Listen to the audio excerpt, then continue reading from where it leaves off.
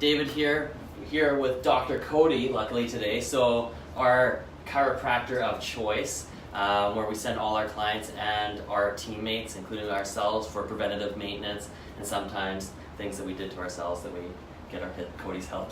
So I just really wanted to introduce you to Kody. So tell me a little bit about yourself. Well, my background is nursing. So I started as a nurse and I worked at Burnaby Hospital in stroke and medicine. So that's kind of where I started my medical career. And then what happened with me was I actually got hurt on the job. Patient was a hallway patient and he fell and I caught them. And that's how I hurt my low back. And I was 21 at the time. Yeah. And so that's why I ended up seeing a chiropractor for the first time. So I'm not one that saw anyone as a child. So after consulting them, figuring out that the problem in my low back, but really not understanding the whole situation, he fixed me anyways. It took about 4 to 5 visits, and that started me kind of looking at something further than just being in the hospital. So then I applied for school and I got in. Nice. So it's completely different. So you were applying being a nurse, ended up being a chiropractor. Yeah. So originally I actually wanted to be a medical doctor. Because I thought that was the way that I could help people the most. Yeah. But then with the system and how it's played out, a lot of it ends up being managing symptoms and everything like that. So I wanted to more figure out how to help people and figure out how to help them for good. And so that's why I ended up in chiropractic, not knowing that chiropractic usually is 90% spine and neck. And so as a result, I ended up doing extra education. So I did a master's in sports and exercise science, so that I could learn more about shoulders, hips, knees, and ankles, and even the jaw, actually. That's awesome. So there's a couple different ways, there's many different ways for anything, but for chiropractors, there's the traditional way, and then there's what you do. Can you explain both? So chiropractic traditionally is what we call bone out of place model. So basically they explain that things are out of place. So this bone has shifted and it's compressing a nerve, which is causing issues throughout your body and the cause of the disease that's going on. But recent studies have shown in the last 20-30 years, it's basically shown that rarely ever happens. Those conditions are really extreme, and those are usually dislocations and things like that, and usually spinal manipulation is not the best thing for it. But in order to kind of explain, I guess, some of those terms have continued and that traditional chiropractic model has persisted. In the new age, really, we work with a lot of the research. So I look and I see that, okay, so this condition is usually joints aren't moving well, muscles are compensating, and your patterns are all off. So it's changed the way you move. For example, like you sprain your ankle, right? Yeah. So you sprain your ankle and you're walking, and then you're limping because your ankle hurts, it's not moving well, it's swollen, it's inflamed. But 6 weeks later, you should be completely healed, but a lot of people are still limping, or they have some issues, and they're like, I can't get rid of this. Why that happens is actually because of those 3 components. Your joint has locked up because of the injury, so therefore you're not moving as well.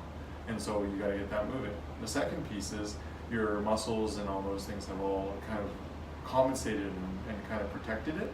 So you're losing some motion there, as well as now you've gotten used to compensating and limping, so you're using some other muscles to do that. Right. And so that's kind of the things that we look at as a whole chain to fix some of the issues that are going on. And then, so how would you fix that? You have an amazing space where it's actually not just an office the size of a closet, where you just pop people. So how would you typically do that? So say somebody sprains their ankle, they've been walking on it funny for a while, like you said, then it throws off their hip, throws off the disc. What do you look at and how do you fix it? So typically in our practice, what I look at is those 3 pieces, right? Muscle, joint, compensation. Those are the 3 that I'm really looking at. And so I kind of break it down into each piece. So as I work on it, I do all 3. So typically I found in my model, I tried the traditional way where it was just popping, cracking, doing those things, getting joints moving, and I just didn't find that it was helping everyone that I wanted to. So as a result, I ended up changing it. So I ended up doing the things that I knew. So muscle, so I'll usually work on the muscles. Yeah. So if it's like an ankle, I'll work on the surrounding muscles of the ankle all the way up into the hip. And then joint-wise, I'm looking at joint motion. Is the joints moving properly in all the directions that it needs to? And if not, what's stopping it? Is it the muscles, or is it the joint itself is not moving? And then I start mobilizing, moving the joint. And sometimes we do some pulling, and it creates some clicking noises. But oftentimes it's to the patient's preference and as to how we're approaching it. Then I have a kinesiologist who runs my rehab systems that I've created, and he'll work through exactly what you see here. So we have a gym space, and we have all these things so that our people and our clients can get back to where they need to be, empowered to take control of their injury. And that's what I really like. So lots of people still might not understand everything from traditional chiropractic and what you do, but basically you give them all the tools to increase their mobility and take it away and do it on their own. So in your perfect situation, I know this from sending clients to you, you would like to see somebody, hopefully ideally like once, maybe twice, maybe 4 times it, and then they're perfect because you gave them all the tools to walk away. Versus I know other models, they'll prescribe, come to me 3 times a week and you're gonna need this for 6 months. So I really like that you give everybody all the tools.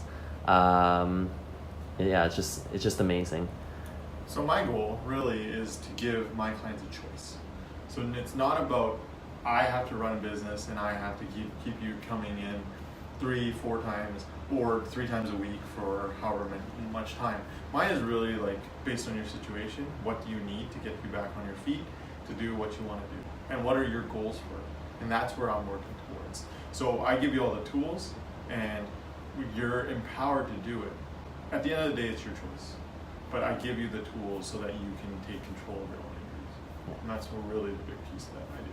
Yeah, I really like that, and I appreciate it because even when we send people to you, we work with athletic people often, and most people don't understand how demoralizing it could be if your health professional says, oh, you can't do that anymore. Let's just stop it for 3 months, 2 months, even 2 weeks. It's huge to us mentally when we have to stop because we thrive and we really love moving and playing and having fun with our bodies.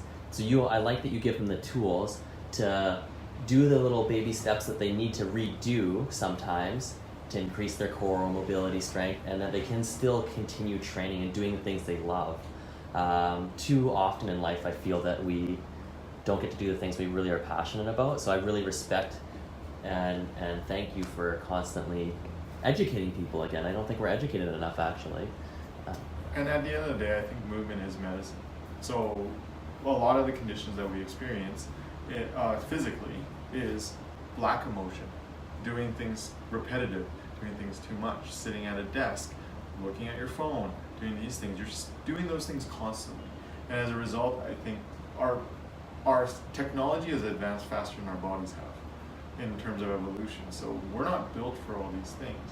So we have to, if you're not able to do it at your work or during your life, then we have to add that into exercises, into different things that you can add into your life. And that's where I think like the perfect marriage is between healthcare professionals, especially in the physical health, and things like what David does. David really gets you moving. He watches your motions, he gets you there, and he's there to get you moving to where you need to be. Awesome. If you could give one nugget of information that you think that everybody should utilize, what would you do? Let's do one for upper back pain. Okay. Just because that's such a typical thing that we see in our office. So one of the very simple exercises that I get people to do, and you can find a lot of our exercises and our information on Rehab Lab, and that's our group that we do for Facebook as well as Instagram. So you can check that out there. So we're going here. You can show this, we can see this on the wall. So all you need is a chair and a wall. And so it's basically a cat camel. So if you're a yoga person, cat camel is to get some range motion here. However, it's usually in the mid back. So with the chair, you actually isolate it to the upper back. So as a result, usually I get making a triangle. You're gonna put that on the wall right in front of your face. And then from here, you're gonna push away so you create that camel hum. And as you breathe in, you're going to first bring your chest towards the wall as far as you can, and then you're going to look up. That's the cat. So you should be feeling it in that upper part right on the base of your neck. So you go there, breathe in, and look up. Repeat that about 10 times. If you can do that once an hour, Yeah. I think that'll do huge things for your desk health and your back health while you're there. That's excellent, because I have a lot of people that often complain about upper back is so tight, or my traps are so tight. Most people, they're over focused on their posture. Okay, so when you're breathing and you're doing things like when you're sitting at a desk, most people actually try to be in a really good posture where they're sitting and they're like pretty much like holding there. So let me show you with this chair. So when they're sitting, a lot of people think this is great posture right here. Okay, looks good on camera, it looks good and everything. Well, let me show you. As you stand up in that same posture, you would never stand like that. So why are we sitting like that? That's true. So one of the things that my rule of thumb is when you're sitting, it's actually okay to relax. I know when you're like this, you're like, oh man, that is awful posture, right? But my ribs are stacked over my hips. So this is, for my low back, really great. What actually has to change is where my shoulders are. So the shoulders are rounded forward, that's what makes it look bad. So if this is corrected through exercises and everything like that, and you're there, that's all you need. And that's a very relaxed state where you have to be. So I think our focus needs to be less on the back of sitting straight, because when we hear our parents say, sit up straight, this is the first instinct. It should be there. That's where your posture is. And that's where those muscles need to activate. Right. In terms of there. I like that. So we're just trying too hard, an old school way of thinking. We're letting society govern how we move. Yeah. So society tells you to sit up straight. This is how you should look. Yeah. And that's not where our bodies are intended to move.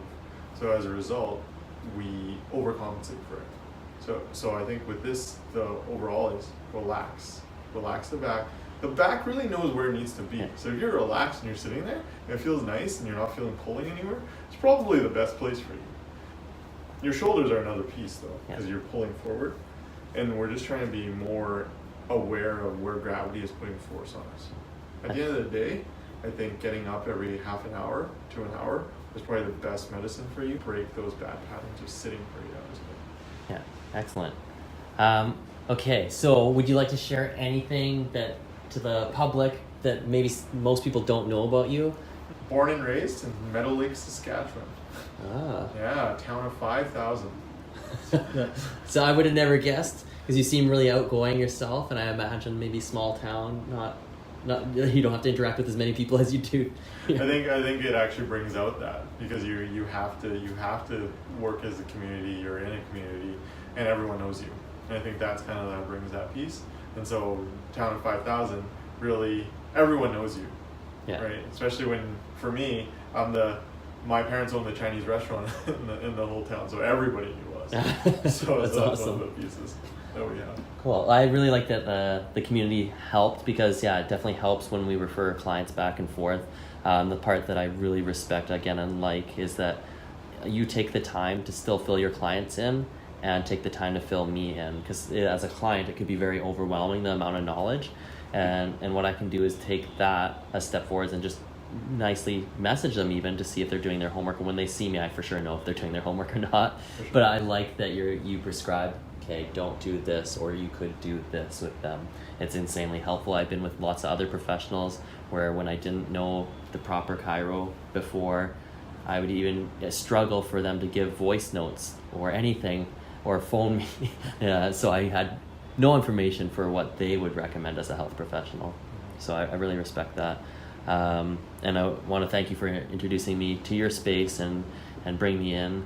I just wanted to say thanks. Thank you for having me. Thank you for coming in and having us a part of your community. Yeah, and so stay tuned. I'm going to put a link below to link to all Dr. Kody's videos. There's a lot of valuable nuggets that you're going to want to check out. All right, stay tuned.